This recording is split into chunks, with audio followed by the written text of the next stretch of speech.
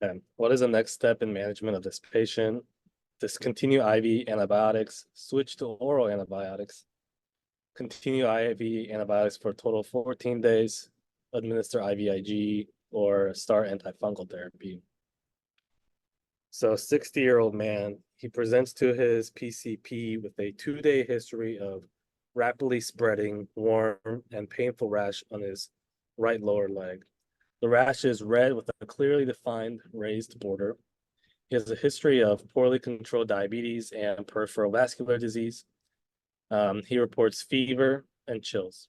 On exam, his temperature is 38.2, pulse is 98, respiration is 20, blood pressure is 140/90. Laboratory results show an elevated white blood cell count. He started on IV antibiotics, and the rash begins to improve. What's the next um, step in management? You can probably transition him to oral antibiotics, right? Once it starts working. Okay, final answer.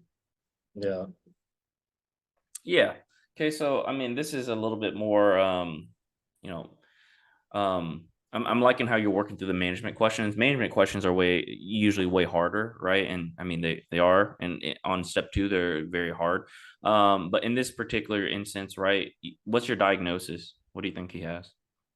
Um, Either cellulitis or erysipelas, right? Yeah. So it's red with a clear defined raised border, so probably erysipelas, right? So bacterial infection of the skin, right? Either staph or strep, but already doing well in IV antibiotics, decreasing, right? Things like that, clinically improving. So you got to ask yourself, right? Do you want to keep this? I mean, C is kind of ridiculous, right? You want to keep this guy 14 days in the hospital for IV antibiotics? Probably not great use of, medical resources, right? Discontinue IV antibiotics, probably not good to say, hey, we're good, right? And that's not good either, right? IVIG doesn't do anything here. And then antifungal, it's usually a bacteria, not a fungus. So good.